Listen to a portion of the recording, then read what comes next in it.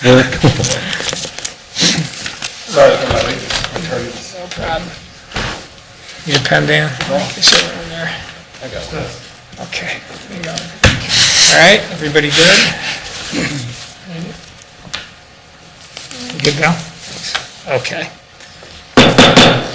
Okay, the meeting for Sylvania Township Board of Zoning Appeal is now in session. And please, we call for the roll. Mr. Bolin? Here. Mr. Schlachter? Here. Mr. Helber? Here. Mr. Amos? Here. Mrs. Seeg? Okay. I think, let's see, do we have motion to approve the minutes of June 3rd, 2013? So moved. Second. Mr. Amos? Yes. Mr. Schlachter? Yes. Mr. Bolin? Yes. Mr. Helber? Abstain. Mrs. Seeg?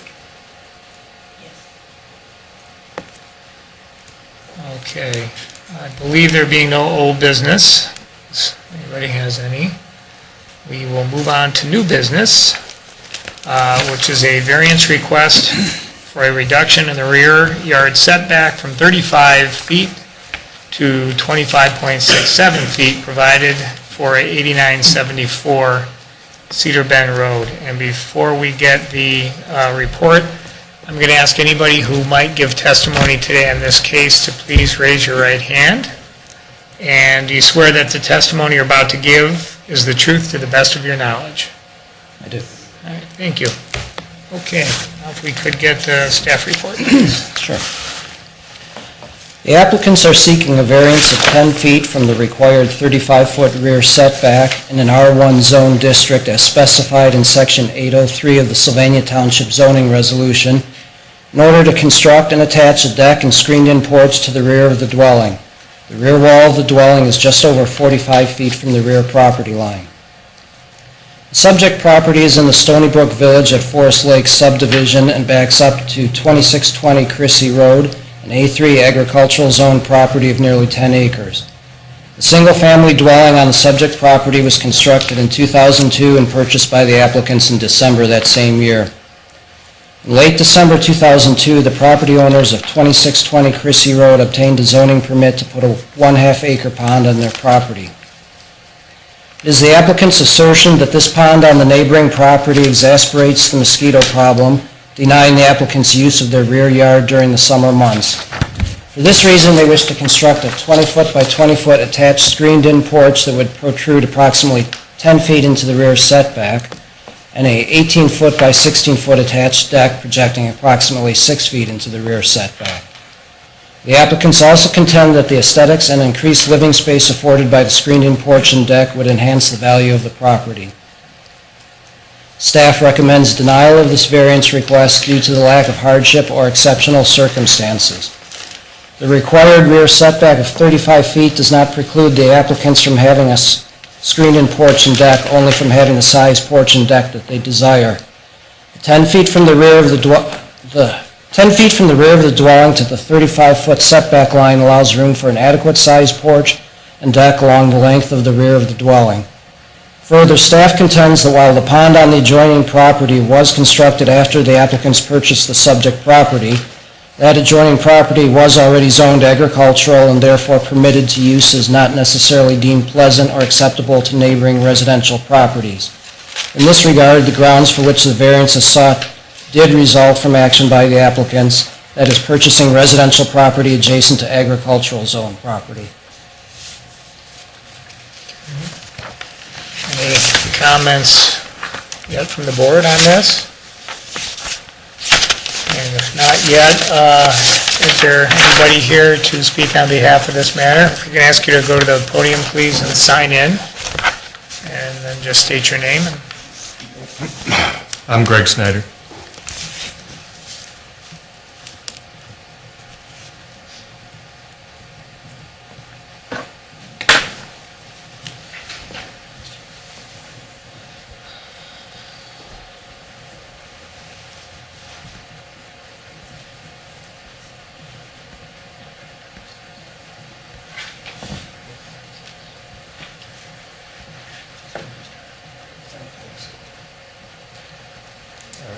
My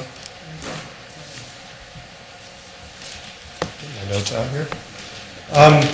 Well, to begin with, and I don't know how well you guys know that area of Sylvania. Basically, what we feel, our family feels, we want to get out back and use the backyard. There's an extreme mosquito problem right there. We have a hardship going on right back there. And the mosquitoes really are coming from, I know you referenced the pond, but really there's a lot of standing water in the woods behind us. That woods go quite a ways back. I have some pictures to kind of show what we're talking about, the standing water. It's just a very extreme mosquito problem. You go out there anywhere from 7:30 at night and beyond, and you really struggle to go out there without having mosquitoes just attacking you. And I'll give you a good example.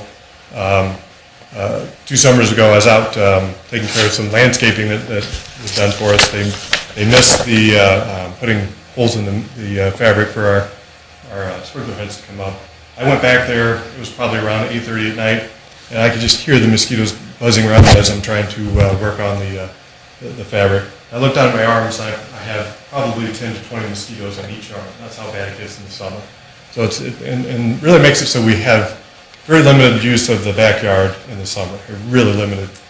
And so that's really what we're trying to do here is we're trying to take care of our ability to go back and use the backyard. From probably about 7:30 on, the rest of the night, we just don't have the ability to go back there without just getting devoured by mosquitoes. And that's really what we're trying to do. And, as you can see right there, our property backs up against the woods. So we really don't have any neighbors that are going to be affected by us going another 10 feet back. What else did I want to say? They do mention the result of our action. We didn't create the water situation. There really is no environmentally sound way to take care of that. I know that you guys, or somebody just comes through and sprays some mosquitoes around the pond, but as far as the standing water in the woods, there's not anything you can do from an environmental perspective that's going to be reasonable there. You really can't. What else did I want to say? That's probably about it. Did I miss anything? Yeah, that's the other thing. Yeah, we're not really infringing anybody's privacy. Also, I did want to mention that. Like I said, there's no one behind us. It's just woods. That's what we're looking to do, guys.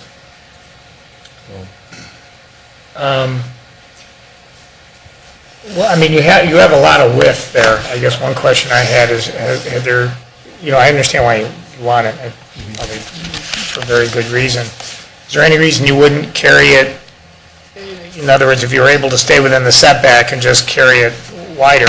Well, what we did look at, basically set out some furniture, and that 10 feet, you got to subtract, of course, the walls and everything else.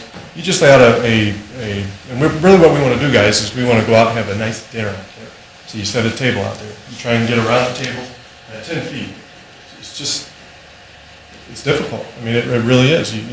Imagine trying to set a workable space within 10 feet. That's what we're struggling with. It really is it's just not feasible. It just doesn't make sense. I did want to mention one more thing too. Is I used to live down the street, actually, at the corner of Bancroft and Centennial, just down the way in Deer Point. We had a pond behind us. Did not have the mosquito problem. It's really the standing water that's in the woods that's the problem. So I did want to mention that also. Did you talk to your neighbors about this? Yes. Do you have petitions signed by your neighbors? I do have one neighbor's signed petition. You don't have them on both sides of you? I couldn't get to, when I got notice that we were going to have the hearing here. I didn't. That's my only concern is your neighbors on each side of you. As long as you're going out and you're going to be blocking their rear, view. And I would like to see neighbors on both sides of you.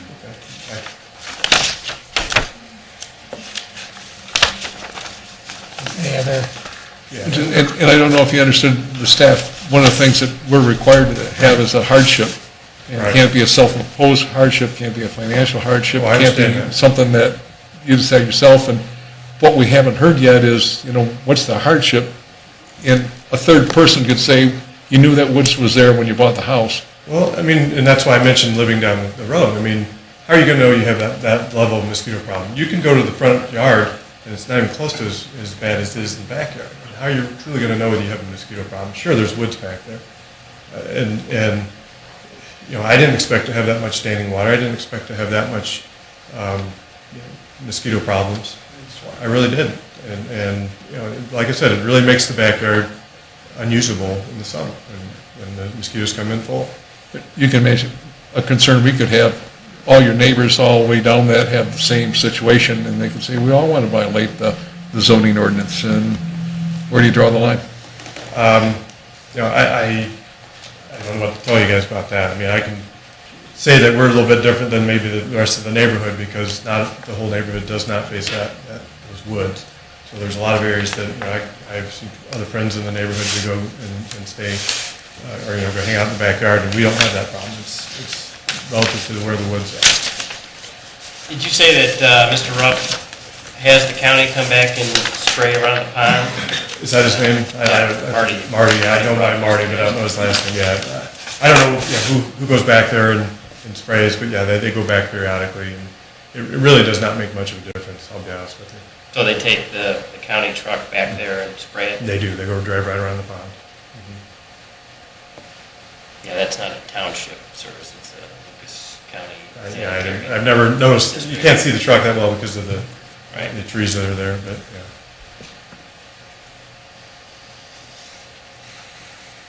Tough. And one more thing to mention, I have in my notes, you know, the other thing is I have a daughter who's fairly allergic to mosquitoes, bee bites or bee stings, and you know, that's the other thing is when she goes back there, she gets stung. Occasionally, she'll get a nice welt and it'll stab over, and you know, that's another reason why we want to do what we're doing. But then I don't understand why. But you're also proposing a deck. I mean, that's going to be exposed to That's just all the elements. well, the screening porch is where we plan on having dinners and things like that outside, which we currently don't do.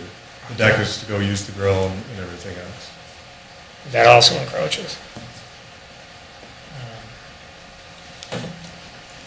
What